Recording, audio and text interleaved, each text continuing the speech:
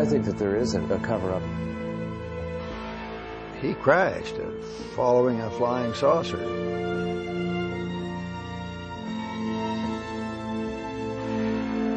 No government is going to admit that this is going on, the most important event in human history. Secrecy and democracy are by definition incompatible. An electorate which is denied information is stripped of its ability to make informed decisions. Yet the vaults of official Washington are bulging with classified factoids and squirreled away dossiers.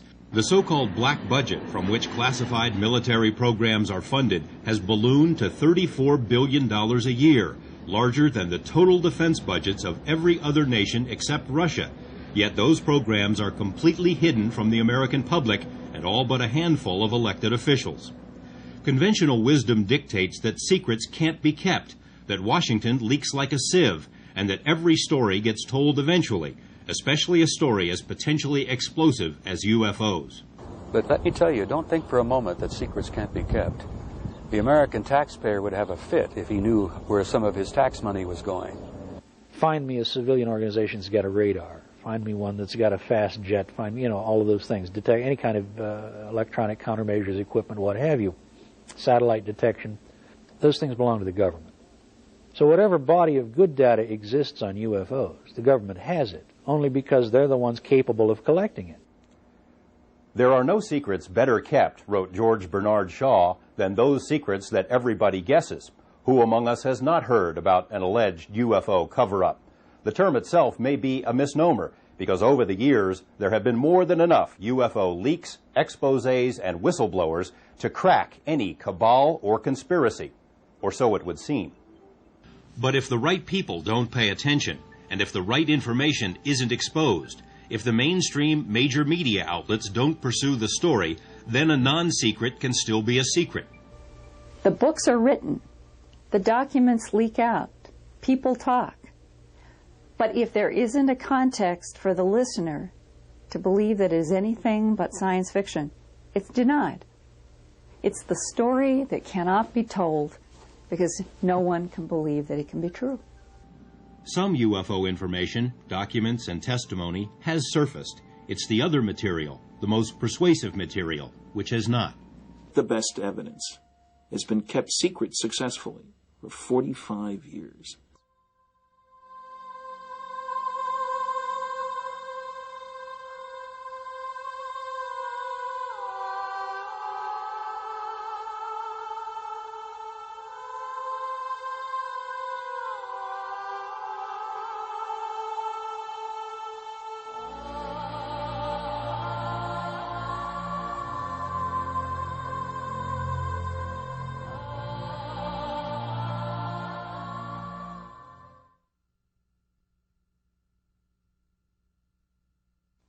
You'd be surprised the folk has seen things and afraid to tell anybody about it.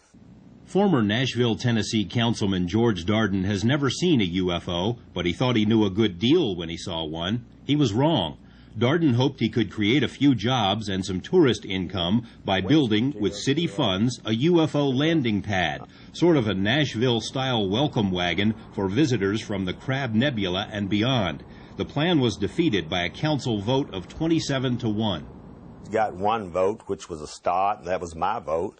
Darden then tried to build the project with his own money, but was denied necessary permits by his skeptical, amused colleagues.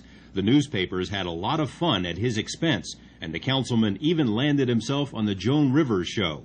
Politically, he was doomed, and so was his idea.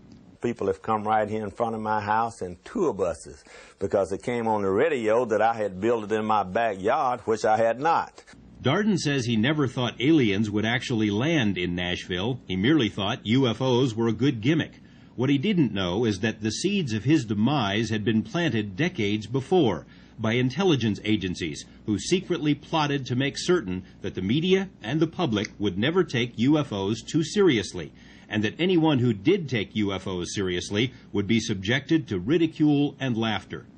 And all the way through, you can trace a deliberate pattern of disinformation, deception, the laughter curtain, the ridicule, the debunking, The UFO bashers that come out, there's still a few of them around, and say that anybody involved with UFOs is a crackpot.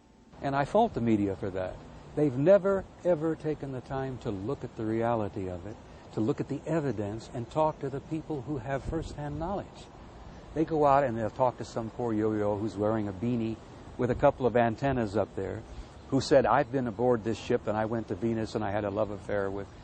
Well, the media focuses in on that guy, but they won't focus in on a scientist or retired military or a police officer who can tell them firsthand what I've seen and what's happened and what I know. August 1950, Missoula, Montana. A photographer captured movie footage of two silvery disc-shaped objects. The Air Force said it didn't know what the objects were, but that it was possible the craft were Air Force jets. 3 years later, a panel of CIA scientists dropped the word possible from the file and declared that the objects were jets, contrary to other evidence. Tremonton, Utah, July 1952. A Navy photographer filmed the formation of flying objects, which he later described as disc-shaped craft. The Air Force and Navy extensively analyzed the film, decided it didn't show planes, balloons, or birds, but didn't say what the objects were. The following year, the same panel of CIA scientists decided, after just a few hours, that the film showed seagulls. Wisconsin, 1952. A formation of UFOs is confirmed on radar. Bermuda, 1954. Again, radar captures images of craft described as UFOs. In the late 40s and early 50s, it became abundantly clear to governments around the world that something unusual really was flying around, something that was seemingly beyond any known technology. Rather than admit their ignorance and confront the issue head-on, governments did then what they tend to do today. They lied. I think, in a nutshell, that the government painted itself into a corner about UFOs for very legitimate reasons 45 years ago. And I think the paint's still wet. They didn't know what to do about it. Flying saucers. Lonnie James spent 26 years in the Air Force, mostly as a radar operator, and says he and others tracked UFOs on numerous occasions in New Mexico, Texas, and North Dakota. Higher-ups would routinely issue lame excuses. We picked up an aircraft, or a blip, I should say, on the radar scope that was acting very strangely, making 90-degree turns on the scope. We watched it on the height finder first, and it appeared to just rise in height and descend at will. We don't have any idea of where they're coming from or what they are. And it's being suppressed by our own government. The individual who told us it was a weather balloon or who told us it was a missile from White Sands had to be an idiot. Total idiot. This former Air Force officer doesn't want his identity revealed, but recalls daylight UFO sightings while stationed in Alaska. They appeared to be discs of some kind or another, and silver in color. And they were just sitting there, perfectly stationary. As the jets proceeded to go after them in different groups, they came back together again at incredible speed. It was just like the blink of an eye. Nobody knew what they were, and they were completely beyond our capability, and we knew, we thought we knew the capabilities of the Soviets at the time. They didn't have anything better than the MiG either. Many people trace the beginning of the modern UFO era to the June 1947 sighting of 9 objects by pilot Kenneth Arnold while flying over Washington State. Arnold compared the flight of the objects to a saucer skipping across water, and the term flying saucer was born. In reality, sightings had been taking place for years before Arnold's brief encounter. During the final months of World War II, air crews on both sides of the war frequently encountered strange, almost playful balls of light, which came to be known as Foo Fighters. We thought they might be Nazi secret weapons. The Germans and Japanese thought they were ours. After the war, thousands of so-called ghost rockets were reported over Europe, especially Scandinavia. We suspected they might be Russian weapons. The Russians thought they were ours. UFOs burst onto the American scene in 1947. Kenneth Arnold's was one of nearly 900 sightings that summer. In early 1948, a military pilot, Captain Thomas Mantell, chased a UFO over Kentucky.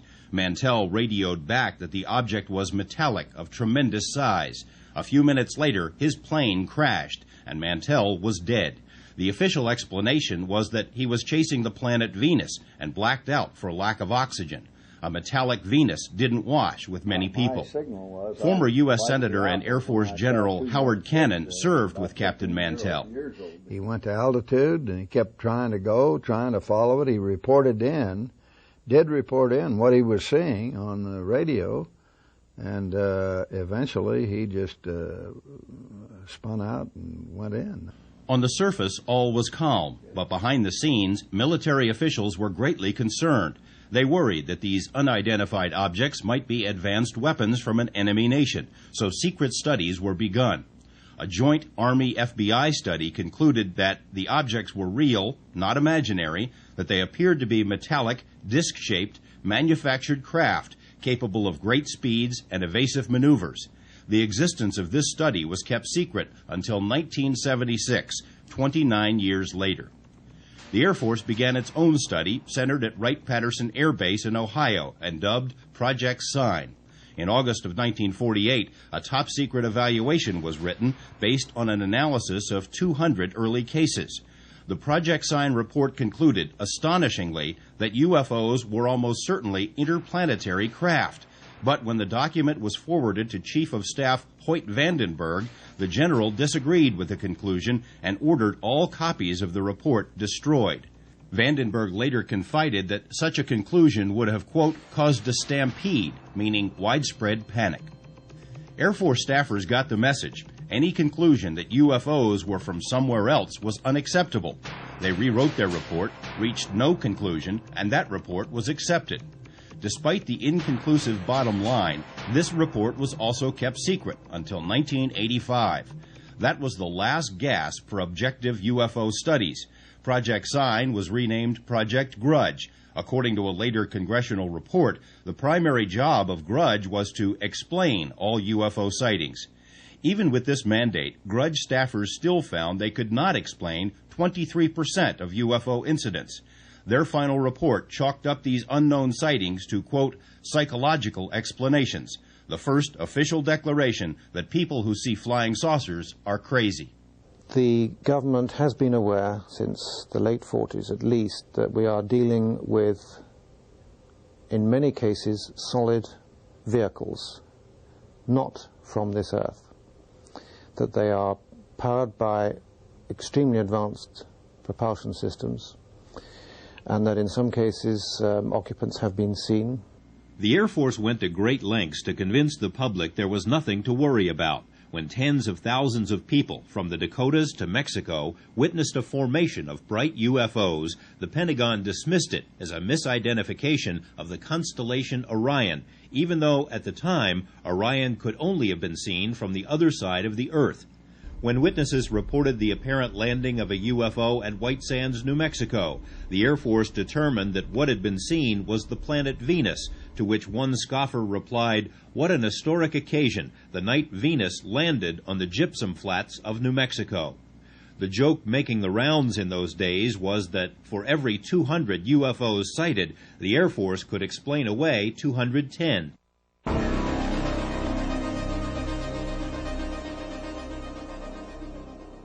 Even less cooperative than the public were the UFOs themselves.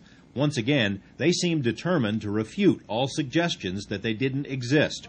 In 1952, the U.S. was hit by a massive wave of UFO sightings, more than 1,500 separate incidents in all, and many more occurred that weren't reported. Those who question why UFOs haven't landed in Washington, D.C. may be interested in what may rank as the most dramatic UFO incident of all. In July 1952, the nation's capital was buzzed by at least 6 UFOs on 2 consecutive weekends. The objects were picked up on numerous civilian and military radars. Fighters were scrambled but were unable to get near the elusive lights. Photos were taken of the objects. Confidential reports hinted the objects may have been from other planets, but the public explanation was the sightings were merely the result of a temperature inversion, a thin excuse which didn't convince many people, especially the Pentagon's own radar operators. Even more embarrassing for the Air Force, the D.C. incidents occurred at the same time as a major Pentagon news conference called in order to formally dismiss UFOs. We've been able to explain them as hoaxes, as erroneously identified friendly aircraft, as meteorological or electronic phenomena, or as light aberrations. With its public credibility on the wane, the Air Force launched yet another so-called study, Project Blue Book, which was soon inundated with new sighting reports. The first head of Blue Book, Captain Edward Rappelt, somewhat naively attempted to conduct an authentic study, but quickly surmised that his superiors didn't really welcome such an effort. In disgust, he quit, then wrote a book which told the world that a cover-up was in the works, that UFOs were real, and that they may be extraterrestrial craft. Blue Book stumbled on. From the Air Force point of view and the government point of view, it was primarily a public relations exercise. To the Air Force in those days, UFO reports were just an annoyance. They were, and I asked Hector Quintanilla, Major Quintanilla, who was in charge of Blue Book at the time, and he said, it's not our job to do research, it's the scientific community's job. And every time we go to the scientific community, they say there is nothing to UFOs. So who are we to say that the scientists are wrong? Despite the pretense of being an objective study, it became abundantly clear in later years that Blue Book was a public relations exercise, and that the best, most intriguing UFO cases were never included in Blue Book's files. This memo, issued by an Air Force general in 1969, confirms that UFO cases which affected national security were sent to another program, one that remains secret to this day. So the notion, which most people seem to accept, that the only group concerned with UFOs was this wonderful scientific group, Project Blue Book, which it never was anyway, is nonsense as clearly enunciated by an Air Force general told to look over the whole situation. Former Air Force Colonel Wendell Stevens was stationed at Wright-Patterson Air Base when the UFO studies were headquartered there. He was assigned to a special project in Alaska, along with a team of civilians and several planes packed with sophisticated electronic and photographic equipment. And we succeeded in getting collecting information probably 2 or 3 times a week. And some of the cases, of the contact cases, were quite spectacular. One of the key pictures that I remember was a time when a disc, about a 30-foot diameter disc, got in the slot behind the trailing edge of the big wing and ahead of the leading edge of the small wing, and only inside of the wingtips, within 50 or 60 feet of the fuselage, and sat there for 2 or 3 minutes. And they took pictures with all these cameras, and we would package it in a metal box, a little locker that was locked and chained to an officer's wrist and flown to Washington. Every night we got one of those. None of that has ever been released. Up next, journalist Brian Gresh investigates the central event in what some have called the Cosmic Watergate.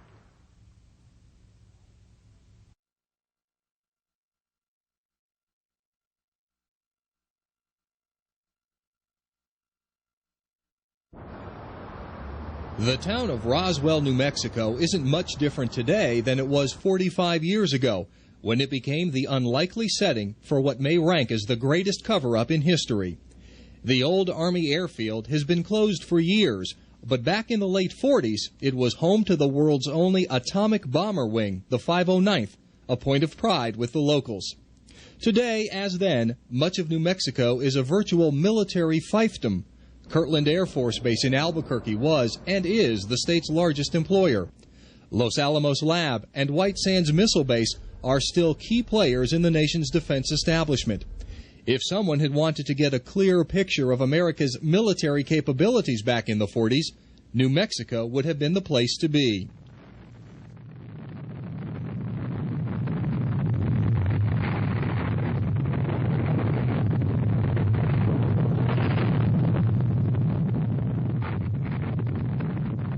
New Mexico in the late 40s and early 50s was not only a hotbed of military activity, but also of UFO sightings.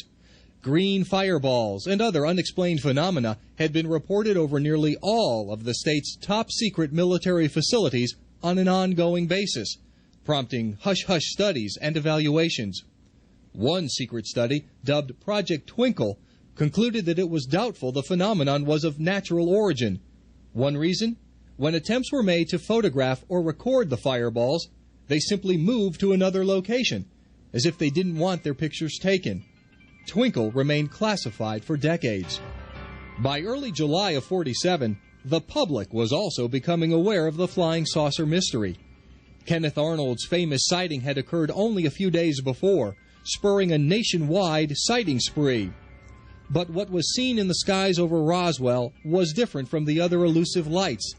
This time, the lights came crashing down. A rancher named Mac Brazel was the first to spot the wreckage in the desert. He first phoned the sheriff, who then called the Army Air Base to report that something had crashed, a decision both would soon regret. The base dispatched intelligence officer Major Jesse Marcel to the scene. Marcel and others gathered up some of the strange material and brought it back to Roswell. Foil-looking material, about the thickness or thinner than the foil on a package of cigarettes, and that's pretty darn thin.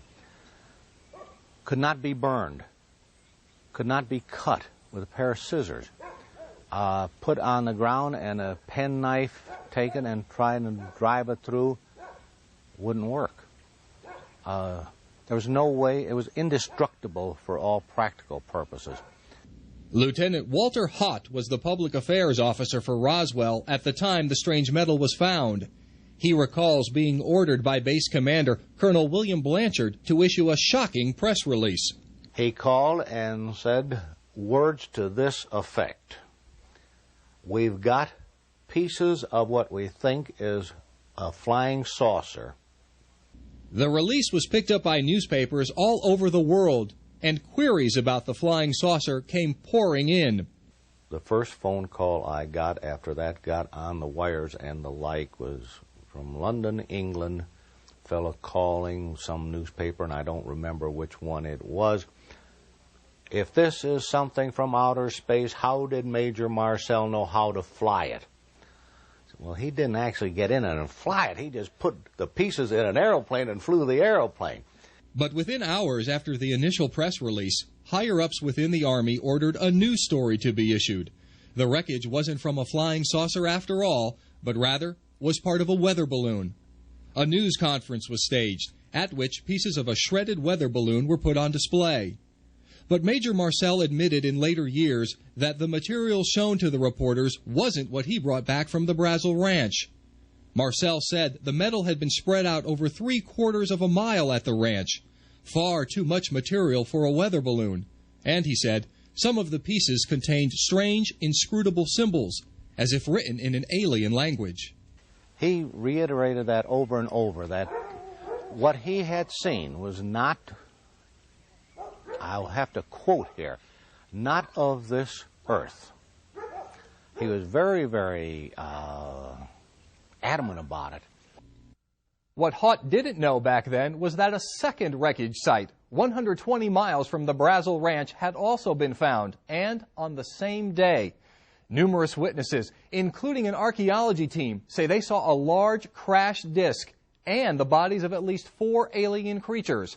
Like the Brazel site, this second location was sealed off by the military, and witnesses were told to keep their mouths shut.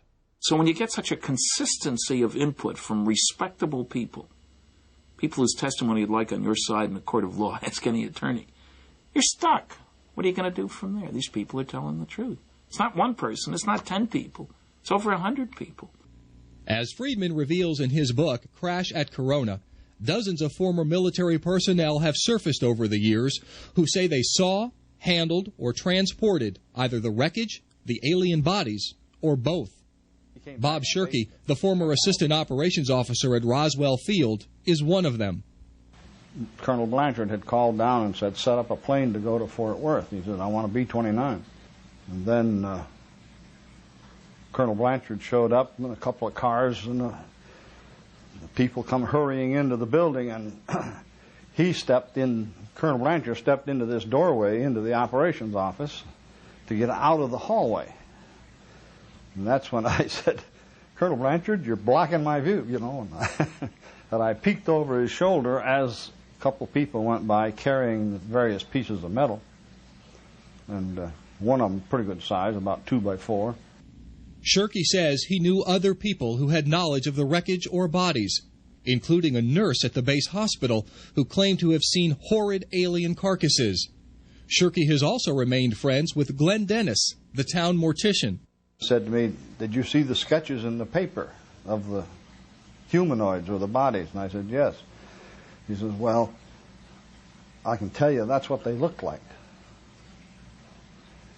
Says, our funeral parlor supplied the caskets for the Air Force to use because we had the contract.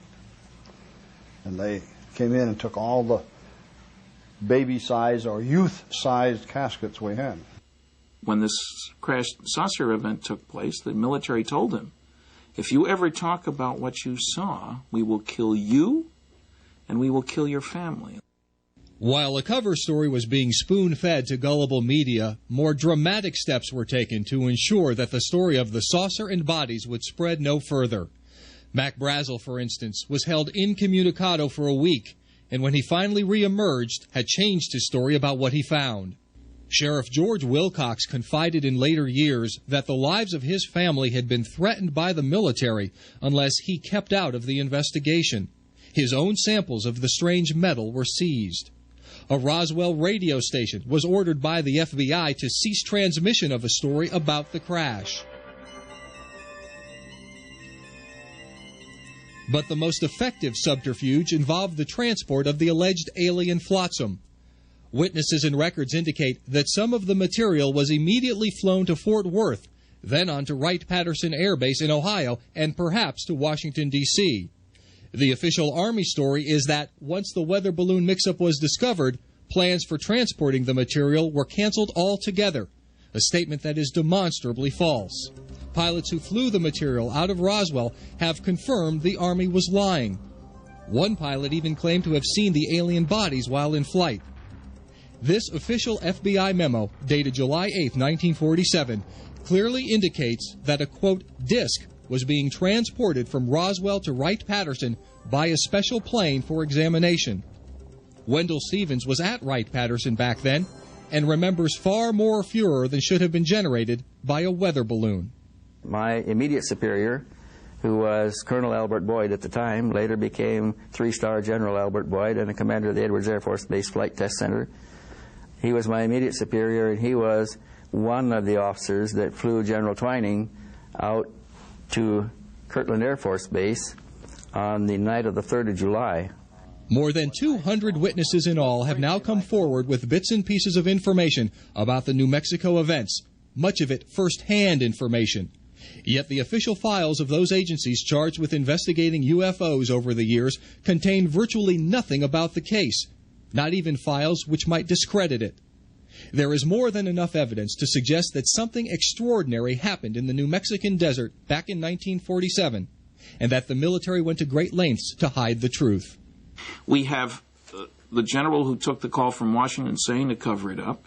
We have the rancher, his son, the people around him, neighbors that he talked to. They come up with a consistent story, descriptions of not only the wreckage, but how he was treated by the government.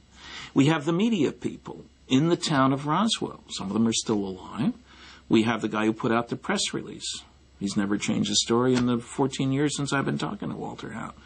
We have the FBI memo. Even more unsettling is the possibility that there have been other crashes and other cover-ups. UFO researcher Linda Howe says she has been shown documents by military officials which refer to several saucer crashes and recoveries. Bill Moore, who co-authored the first book on the Roswell affair, says he has been shown similar documents. And Timothy Good has heard credible testimony from some of the best-known military leaders of this century. General George Marshall was supposed to have something to do with it. Marshall became quite forthcoming and admitted that there had been contact with UFOs and that there had been at least 3 crashes and occupants had been recovered, and he went on to say that the occupants of UFOs were hoping to eventually adapt to the atmospheric conditions on this planet. If there have been crashes and recoveries, if alien wreckage and even bodies have been found, where are they? What's being done with the proof? And why can't the public be told? More on these topics is still ahead.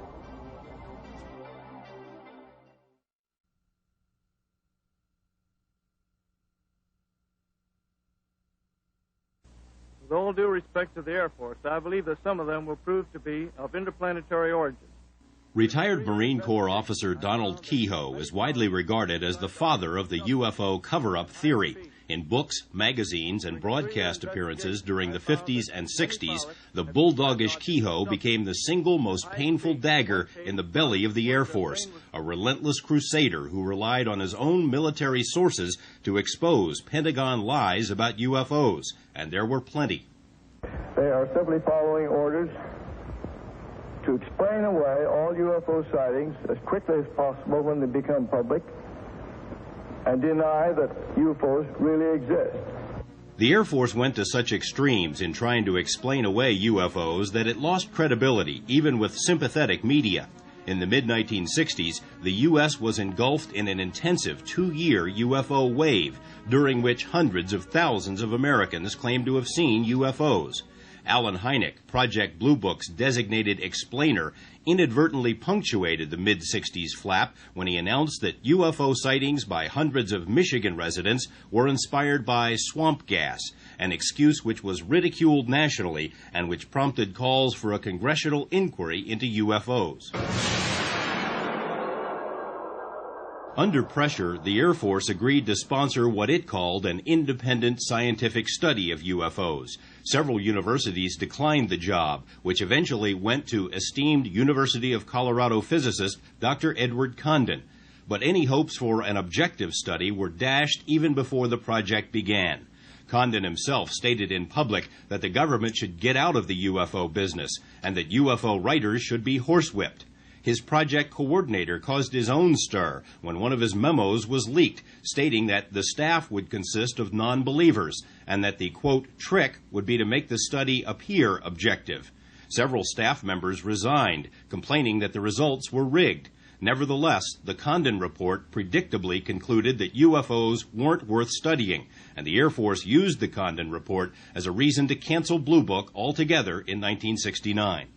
None of the evidence that I have examined would indicate any proof at all that we are being visited by extraterrestrials. We have not been hiding anything. The investigations have been made public. The explanations of those where there is a clear explanation have been made public. Hynek, of course, would soon change his mind about Blue Book and about UFOs, and would become the most important figure in the history of American ufology. Jacques Vallée was his closest associate. The Scientific Advisory Board of the U.S. Air Force had many opportunities to review the UFO files. They knew that people like Dr. Hynek and I and many other scientists were of the opinion that this should be studied, and they could have done something. And if they had given an opinion to the Secretary of the Air Force that this should be studied, it would have been studied. Instead, everything was swept under the rug. The Air Force contention that UFOs were not a threat to national security was contradicted over and over by the military's own files. A secret order issued in 1960 to all Air Force commanders stated flat out that the Pentagon considers UFOs to be, quote, serious business, and no wonder. UFOs had been seen most often over sensitive nuclear and military installations, including Oak Ridge National Lab, Los Alamos, White Sands, Savannah River, and dozens of other defense installations.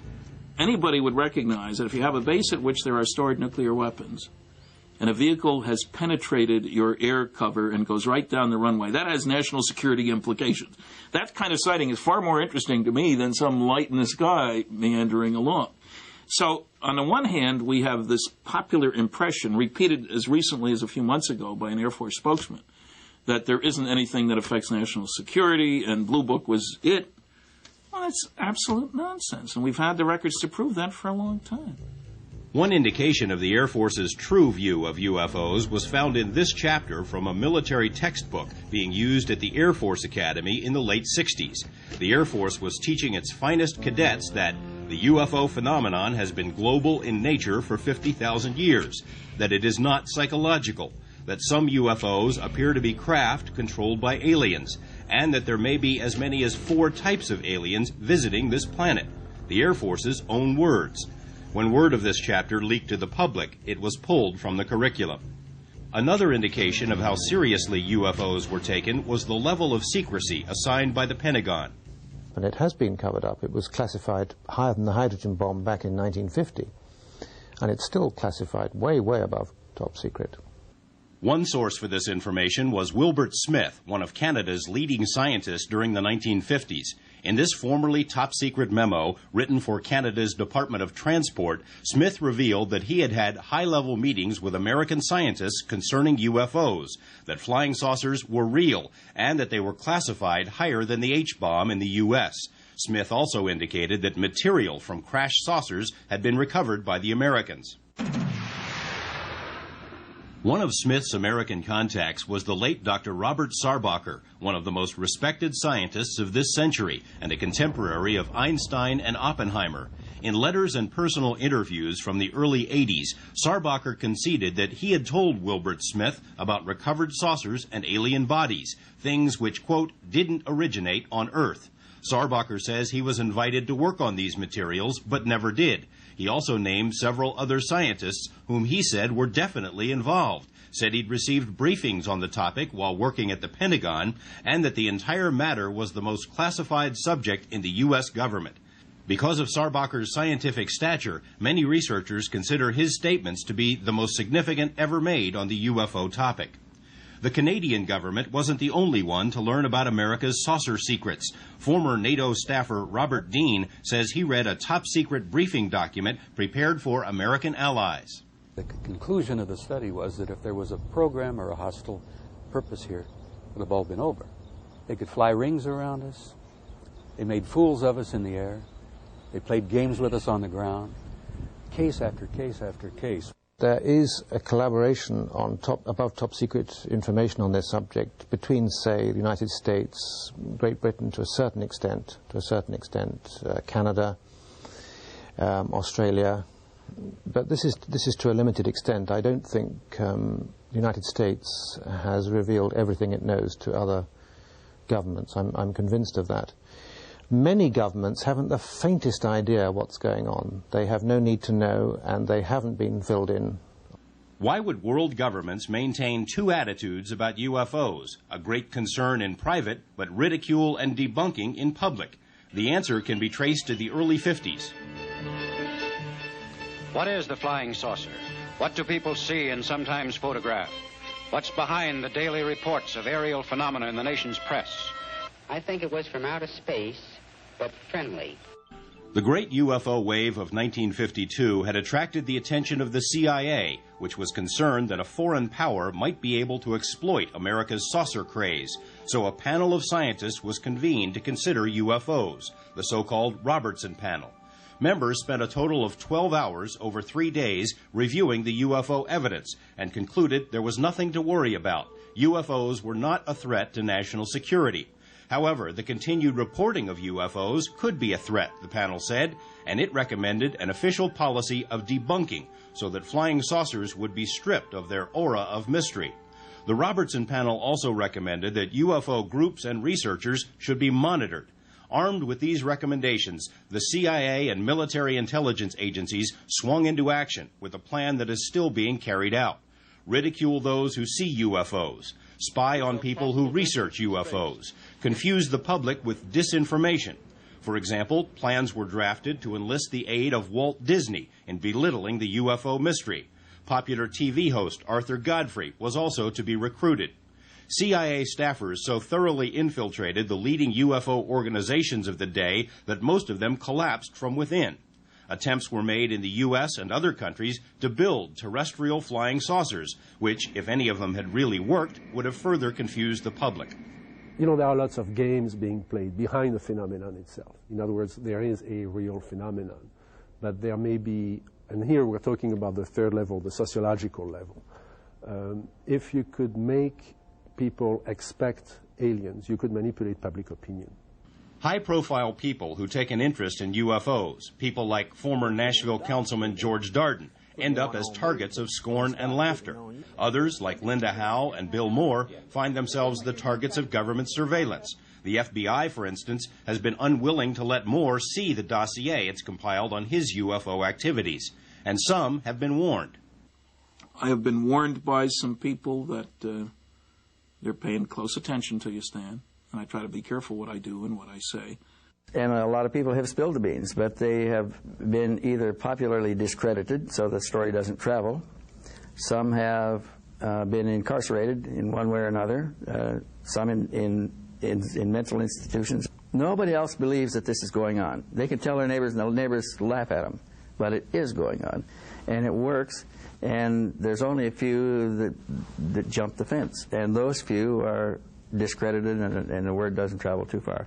Concerning UFOs, Clifford Stone had a spotless military record until the summer of 1986, when his Army commanders found out he was writing a book about UFOs. From that point on, Stone says, his life became a living nightmare. if you have an interest in UFOs and you're writing Freedom of Information Act request and writing various senators, then there has to be something wrong with you. So they set me up for a mental health evaluation. Upon my return from seeing the legal advisor, they had already moved everything out of my office. I had been relieved of duty. They set up an office for me down in the basement. I was not to have any contact with any of the other cadre. As a matter of fact, the other cadre were scared that if they were seen talking to me, that they would be in trouble. They were talking court-martial. Stone says he developed several high-level military sources who convinced him the cover-up is real. My executive officer who started all this called me in. He told me, he says, what difference does it make to you if we have 50 captured saucers? My response to him was, and I remember this to this day, sir, you have the luxury of not knowing the truth. Unfortunately, I do not share that same luxury. People with far more clout than Cliff Stone have also been thwarted in their efforts to find out what the military knows about UFOs. During his campaign for president, Jimmy Carter vowed to open all UFO files if he were elected. News articles hinted that Carter was preparing to make an unsettling announcement about UFOs, but it never happened, and to this day, he declines to say why. Senator Barry Goldwater, a former Air Force general who also served as chairman of the Senate Intelligence Committee, would presumably have the power and the clearance to see anything in the military's arsenal. But when Goldwater asked to see the so-called Blue Room, where UFO material is supposedly stored, during a visit to Wright-Patterson Air Base in Ohio, he was told by General Curtis LeMay that it was none of his business and he should never ask again. Former Nevada Senator Howard Cannon is one of Goldwater's closest friends and says he and Goldwater discussed UFOs and the Blue Room several times. What Barry wanted to do is get in and find out what did they have. What could they say? When you say he was turned down, I'm sure that had I gone to them and said, I'd like to go in there, what's the useful purpose? You know, we couldn't come out and talk about that sort of thing and say, well, here's what we saw. First place, somebody would say we were lying, and it would serve no useful purpose, I think. Cannon, who also was an Air Force general, thinks Congress would have been told if crashed saucers had ever been recovered, but concedes that such secrets could be kept from Congress and the public. Well, they've kept some pretty good secrets over a period of time, and so I'd have to say that I'd have to believe that secrets like that could be kept. Getting copies of government UFO documents can also be a daunting task, in spite of the Freedom of Information Act. Simply put, if the government doesn't want you to see a file, you won't. There's no question that agencies of the United States government have been withholding, on a regular, clear-cut basis, data about flying saucers, among them the CIA and the National Security Agency. Today, 99.9% of all UFO government documents are available in the National Archives. UFO debunkers like Phil Klass somewhat naively assume that the government has no interest in hiding UFO files because there's nothing in them. That view is not borne out by experience. The FBI, for instance, vigorously and repeatedly denied having any UFO files or any interest in the subject. But when the Freedom of Information Act was passed, the G-men reluctantly coughed up 2,000 pages of UFO documents, dating back to the very beginning of the modern UFO era. Write to the CIA to ask for its UFO files, and you'll be told the agency hasn't collected UFO information since the 50s. Yet official documents from the 70s and beyond refer to CIA UFO experts, CIA UFO studies, and the CIA monitoring the UFO situation. Military officials have also been caught telling UFO lies. Both the Air Force and the RAND Corporation denied any knowledge of a secret UFO study commissioned by the Pentagon. Yet, here it is. The RAND study acknowledged the reality of UFOs and said that a solution to the UFO mystery was a matter of the highest urgency. The National Security Agency, the CIA, Defense Intelligence Agency, FBI, many other agencies are withholding thousands of pages of documents on UFOs in the interest of national security. They admit that. For decades now, since the 1940s, all those agencies I've just referred to have denied any sort of serious involvement in UFO research. So they've been lying to us about that. In addition to lying about the existence of UFO documents, government agencies routinely censor those UFO files which they are forced to release. The trouble is, as you start to go through this document, you rather quickly find that a lot of it isn't really there. And I won't stop because you'll see how many pages are really full of good information. Trying to get files declassified can be all but impossible. Appeals to the FBI, for example, can drag on for 3 to 4 years. The Department of Energy says it could take up to 7 years to obtain some of its sensitive UFO-related material. The National Archives has a backlog of 325 million documents awaiting declassification. Agencies are able to hide behind this logjam, using it as an excuse to withhold or stall the release of UFO information.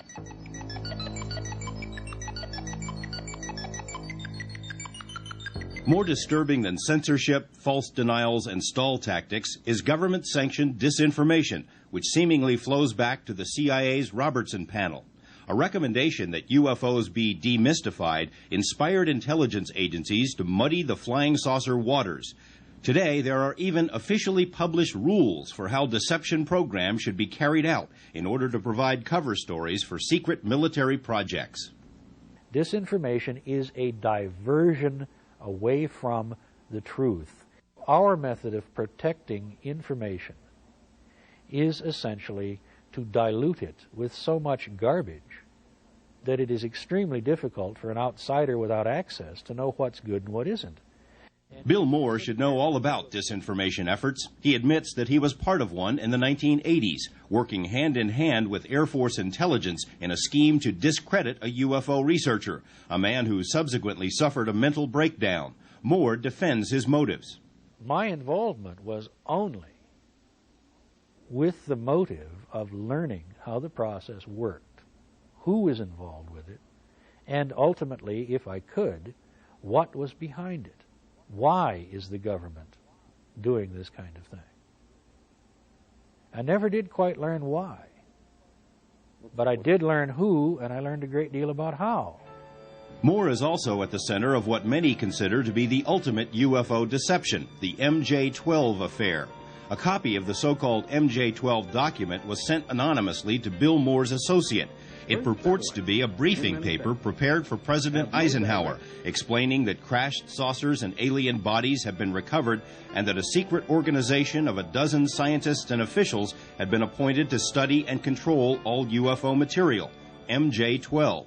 Most UFO researchers consider the MJ-12 document to be a fake. The Air Force has finally issued a formal statement saying the document is not genuine. However, the details inside the paper aren't so easily dismissed. More than 30 different pieces of information, little details that we didn't know before we got the documents, which were received in December 1984, but turned out to be true. And it really boggles the mind how somebody could have known those things. If they're real, then they speak for themselves. If they're not real, then they are an extremely elaborate and sophisticated hoax, which, in my opinion, can only have been created by someone inside the government, because there are things in those documents that weren't in the public domain at the time the documents came to us. Stan Friedman spent several months and thousands of dollars trying to verify the MJ-12 paper. He says he found nothing which would automatically discredit it and remains convinced that MJ-12, or something like it, is very real. But I'm convinced that there is such a group, and if there isn't, we've made a terrible mistake. Because presidents and intelligence agencies need a group like that. Jacques Vallée was one of the first writers to suggest that the government might be deeply involved in UFO disinformation. Today, he says, there is ample evidence that such programs continue. What intrigued me was that those people had linked to psychological warfare activities of the military, which opens the way to the speculation that perhaps the belief in UFOs can be manipulated as part of psychological warfare exercises. The long and winding paper trail clearly shows that our government in its various forms spies on UFO researchers, infiltrates UFO groups, lies about UFO documents, censors UFO files, threatens UFO witnesses, and weaves vast and elaborate UFO deception programs aimed at confusing and misleading the American public and the rest of the world. The government is acting in the view of many like a frightened child, afraid to face the truth. What are they afraid of, and why can't we be told? More on that as we continue.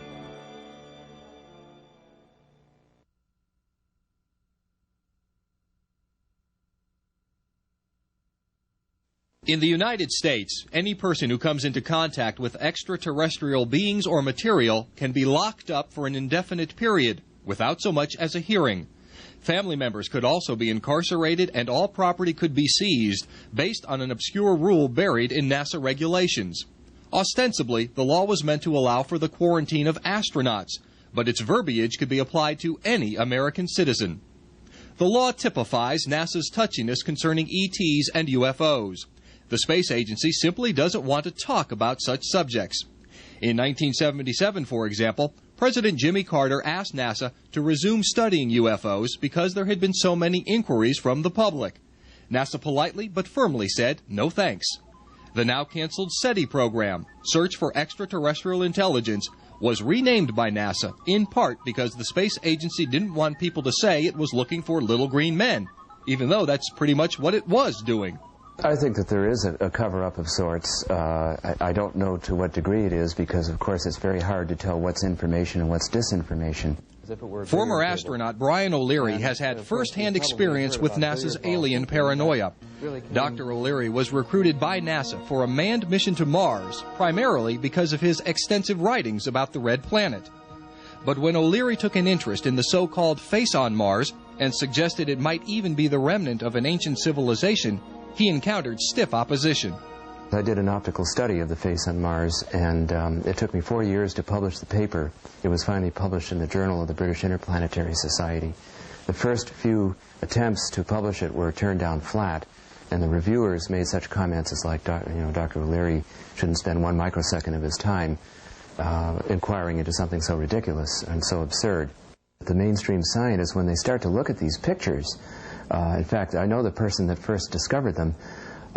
His name is Toby Owen. He's a colleague of mine in planetary science, and he and some of the other people, when they started looking at the pictures, there was kind of a nervous laughter, almost like a teenager looking at pornography, saying, that looks like a face. But then when it comes time to go public, you have to be conservative, or else you might just blow your whole credibility. In 1993, NASA launched the ill-fated Mars Observer for the purpose of thoroughly photographing the Martian surface. Despite intense public interest in the face and surrounding features, NASA had to be dragged, kicking and screaming, into an agreement that the face region would be photographed. Even then, NASA said it may or may not release any such photos to the public, most likely because it didn't want to add fuel to the ET fire. A point made moot when the Mars Observer allegedly disappeared. Researcher Don Ecker is convinced that NASA has been taken over by the military. The fact that NASA over the last couple of years have been slowly but surely clearing out their civilian research personnel and have been bringing in retired military personnel. What this suggests is that NASA is going black. Journalist Ecker points to a 1991 mission of the Space Shuttle Discovery, STS-48, as an example of NASA's participation in a cover-up. This footage was taped from NASA's own satellite signals. It shows several anomalous objects floating in space near the shuttle. Objects which NASA says were ice crystals, space debris, or both. But analysis by some of NASA's own consultants casts serious doubt on these excuses. At one point, the footage clearly shows an object make a radical shift in direction, in apparent response to a flash of light emanating from the shuttle.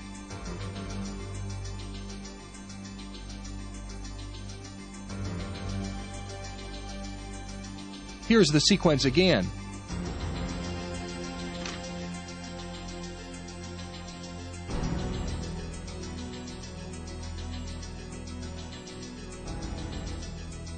Notice two other objects streaking across space at incredible speeds. Self-propelled ice crystals, or are they something unexplainable? These objects, in fact, were not ice, were some type of manufactured vehicle, and they demonstrated a propulsion system that we presently on Earth either are not aware of, or if there are elements within the government that is aware of it, they're keeping it under wraps. To some, this sequence of events suggests a hostile inner space encounter between a U.S. space shuttle and UFOs. To others, it's another in a long string of inconsequential sightings of space junk. The question of whether American astronauts have seen UFOs was settled long ago, even though no astronauts, current or former, are willing to talk about the subject today. Of the original Mercury 7 astronauts, at least 3 reportedly saw anomalous objects. John Glenn saw sparkling fireflies dancing around his capsule. The late Deke Slayton said he repeatedly circled a stationary UFO while piloting a fighter plane. And Gordon Cooper was so certain that the craft he witnessed several times while flying over Europe were of extraterrestrial origin that he wrote a letter stating his opinion to the United Nations. Cooper has since recanted his statement but refuses to answer any questions about what he saw or why he changed his mind. In fact, none of the astronauts who supposedly saw anomalous objects were willing to respond to inquiries, including astronauts Frank Borman and James Lovell, who snapped this photo of 2 luminous objects from space, or James McDivitt, who confided in friends about his own UFO sighting while in orbit. They can't even tell their spouses, and I either get no answers or I get a very emotional response, almost embarrassment that I even ask the question. It's kind of ironic. It's one of these catch-22 situations. If you know, you can't tell. If you don't know anyway. UFOs have reportedly been monitoring human technology for decades, perhaps centuries. They've followed our planes and experimental vehicles, have been spotted adjacent to rocket and missile tests, and have done the same all over the world. What I have been told off the record by certain former members of the American space effort was that not only have there been UFOs encountered in many space flights and with the Russians, but that the Americans and the former Soviet Union had a very close covert relationship, working hand in hand in the pursuit of the overall UFO phenomenon. Under communism, Soviet leaders publicly scoffed at UFO reports, suggesting the whole matter was a capitalist plot. At the same time, the Russians sometimes used UFOs for their own propaganda purposes. They had launch sites that were secret. And when they launched a rocket, they encouraged the people in the area to believe that what they had seen in the sky was a flying saucer. They actually planted those stories. I think we've done the same thing. But the Russian military clearly knew that UFOs were real. Hidden in the archives of the Ministry of Defense is solid evidence of Russian UFO encounters, on Earth and in space. What's more, the Russian government knows that the American government knows. Because the Soviets got a jump on the U.S. in the space race, they also had the first outer space UFO sightings. Yuri Gagarin, the first man in space, reportedly saw UFOs during his flight, but said he was not permitted to talk about it. The second Russian in space not only saw UFOs, but filmed them. One frame of that film, showing several UFOs dancing around the capsule, was published in a Soviet magazine years later. Scientist Ramily Avramenko, one of the chief designers of Russia's Star Wars program, says the Soviet government knew UFOs were from somewhere else since day one of the space race. At that time, satellites in space were easily countable, but we also saw vehicles whose technical characteristics we cannot match even now. We saw tens of these in 1959. Surely the existence of these vehicles caused problems for the U.S. defense systems, because you are faced with this information as well. These still classified Ministry of Defense documents, never before seen in public, reveal that Russian spies learned a great deal about UFO encounters involving American astronauts. The Russians are convinced there were several direct encounters with UFOs while American astronauts were on the moon, and that the Americans haven't returned to the moon because we were told to stay away. Several high-ranking military and scientific sources confirm that the Russians knew much about the ongoing UFO cover-up in America. Retired Army Colonel Boris Sokolov was in charge of the Soviets' secret UFO projects for 10 years and says he knew that the U.S. military had constructed 40 UFO listening posts as part of its UFO research. I think America could learn something. I mean, after we gave lessons to the Russians for 40 years about freedom and liberty and so on, and now they're publishing a lot of stuff. I doubted that they're publishing everything they have, but at least they are releasing a lot of material, and our military doesn't seem to have changed too much their attitude. The big question about the UFO cover-up remains. Why? Some final thoughts on that are just ahead.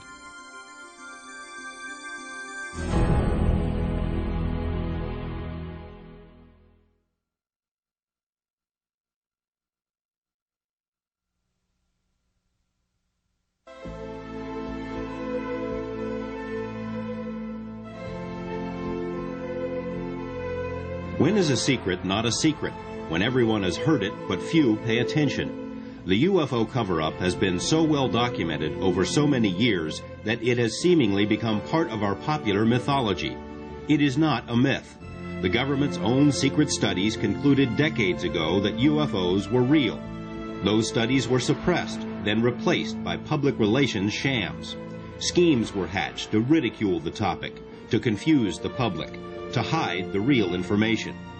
An extensive paper trail reveals that many people had direct knowledge of the cover-up and that many others tried to get the information but were refused. Government agencies routinely lie about what they know. Other agencies issue ridiculous cover stories and disinformation. Scores of witnesses recall what may be the most important event in history. The government says nothing. Other witnesses, including some of our modern-day heroes, have seen the proof with their own eyes, but are ordered to keep quiet. Good people are threatened and harassed to maintain this non-secret secret. The best evidence makes it abundantly, indisputably clear that someone, somewhere, has a lot more information than the rest of us. I think that there are people who must have, people in Washington and elsewhere, must have a building full of data that I think the scientific community should have. Data that comes from radar, from sensors on Earth, from sensors in the ocean, and from sensors in space.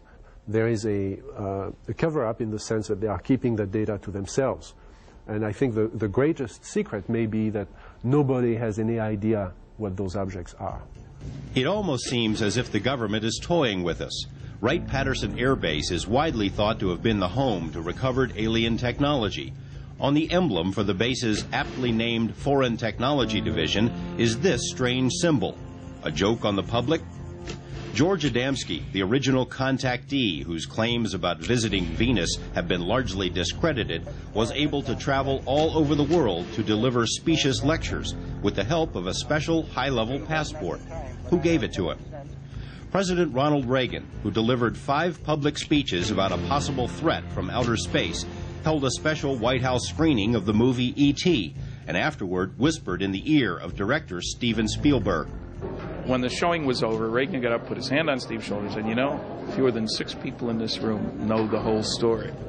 We can't say how many people, if any, know the full story, but certainly there have been many who know more than the rest of us, including some of the most trusted personalities of this century. Scientists like Hermann Oberth, the father of modern rocketry, who said that UFOs are from outer space and that contact had been established. Or his colleague, Werner von Braun, who hinted that closer contact with an alien intelligence was imminent. Or General Douglas MacArthur, who predicted that our next great war would be an interplanetary war. Or General George Marshall, who also said contact had been made and that UFOs could wipe us out if they wished. Or Admiral Roscoe Hillenkoetter, first director of the CIA, who joined a UFO group after leaving government and who said that the next step is up to the aliens.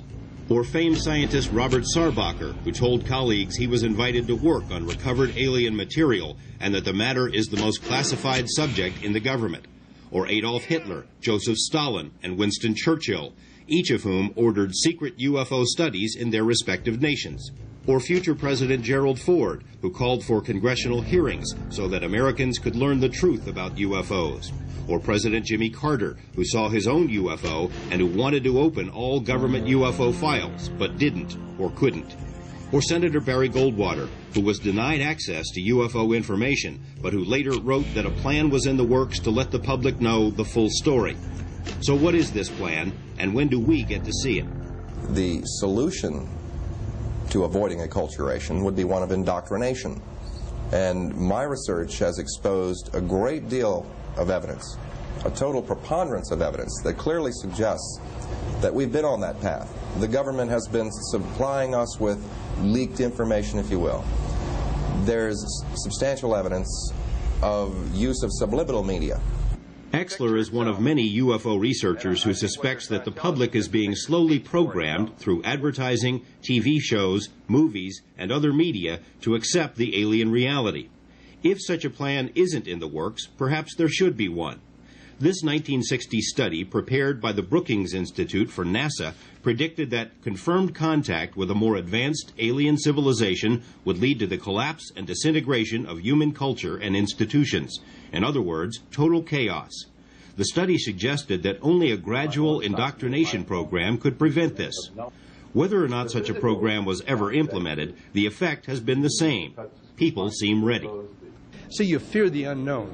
If you know all about UFOs, the fact they're here, there's going to be no panic. That's the excuse they've used since the Orson Welles Mercury radio program in 1938. The people did panic. We are far more sophisticated than that. The public at large may be ready, but select groups may not. Some researchers are convinced that the cover-up persists because of its potential effects on religion. The first thing that would happen would be you'd have 40 million right-wing fundamentalist Christians climbing the walls, and then you'd have virtually every other opposition politician screaming in holy terror. You'd have absolute chaos. Others think the cover-up is maintained because of a military mindset among those who control the information. Under the guise of national security, many things were hidden, and many things today are still being hidden because there is a fear among certain individuals and very covert people that it is not good for the national security of this country for the citizens to understand it. If alien technology has been recovered by the government, it could represent the ultimate weapons system, a system that no government would want to see in the hands of another. In the Nevada desert, for example, a top-secret, highly secure military base known as Area 51 is where witnesses and informed sources have repeatedly seen flying saucers, which they say are of alien origin. I saw 8 other ones, yeah. Former government scientist Bob Lazar says the discs are being studied so that their military potential can be exploited. The field that's generated will disable electronic equipment. It could absolutely be the ultimate weapon there is. I'm convinced that we do have recovered craft, and that the propulsion system associated with those craft is so sensitive that it is related to defense. And quite obviously, that has to be covered up. Tim Good agrees that national security is one reason why governments won't talk about recovered discs, and he agrees that such technology has likely been studied at Area 51. But he also sees other reasons for the government's reluctance. I think now something like 3,500 pilots have reported sightings of UFOs now, military and civilian pilots. I've spoken to a number of pilots who've had near collisions with UFOs. If it were to be revealed that there have been quite a number of near collisions, and that in some cases aircraft have even disappeared, in Above Top Secret I've cited at least 2 instances where aircraft have disappeared shortly after UFOs have been seen in the vicinity or reported by the pilot. That's not the sort of information that governments want to let out to the public. I mean, people would be wary about flying anymore. Bob Dean thinks it would be difficult for the government to make a limited announcement because any official acknowledgement would open a floodgate of sources. We've got astronauts, top military people, who are willing to tell us in an open forum what they've seen and what they've experienced, if they can be guaranteed that their careers and their families are not going to be in danger. And I said before that if that announcement were made, or something to that effect, that I would rather be in the liquor business than the real estate business. Author and researcher Bud Hopkins is convinced that so-called alien abductions are at the heart of the cover-up because they seemingly happen so often and there doesn't seem to be anything anyone can do to stop them. These people or creatures or whatever they are here and doing what they want to with the population, able to control their memories, float them out of their houses or their cars or whatever, do physical examinations, take samples and send them back, and there's nothing the government can do about it. Can you imagine any government leader standing up and admitting that publicly? It would be an absolute abdication of that sense of control that all politicians like to have. Nobody will do that. Stan Friedman maintains that people could handle the truth without widespread panic, but he also believes the effects would be profound. I mean, some of the things that would happen, I suppose, church attendance, mental hospital admissions would go up, stock market would go down.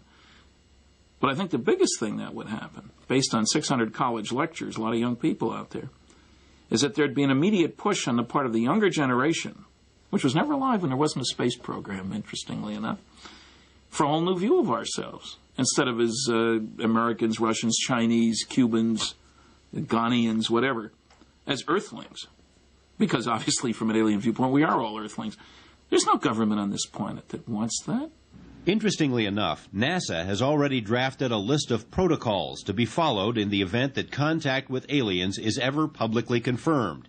Even with a game plan to follow, any such announcement would be dicey business. Let's say that the president decided to make an announcement. If he made it today, this is what I think that he would say. Ladies and gentlemen, this extraterrestrial spacecraft are operating in our environment. They can fly circles around the best aircraft we have in flight. Where they come from, we do not know. Who is in them, we do not know.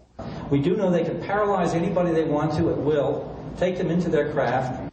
We do not know if they represent a threat. But we know that they're here and there isn't a damn thing we can do about it. Thank you and good night. If the government can't issue a declaration, what about the visitors themselves? Although it seems as if their presence has become more obvious over the past few decades, there apparently has been no overt attempt at blowing the lid off the cover-up. It's quite obvious that the secrecy doesn't even originate with the government. Why don't the visitors land on the White House lawn and make themselves public? Why didn't they do that this morning? The reason is they themselves are the architects of the secrecy. I get the feeling that they don't want us to solve this feeling. I get the feeling that they want to protect the secrecy program. I get the feeling that they don't like what is happening in our society in terms of learning about them. If the visitors won't end the secrecy, and if the government can't, the burden for uncovering the truth falls to the public. The UFO question isn't something which belongs solely in the domain of tabloids, talk shows, or movies of the week. We all have a stake in the answer. I think the only hope for a decent future for this planet is an earthling orientation. The easiest way to get it is to recognize that somebody's coming here, and to them, we are all earthlings, like it or not.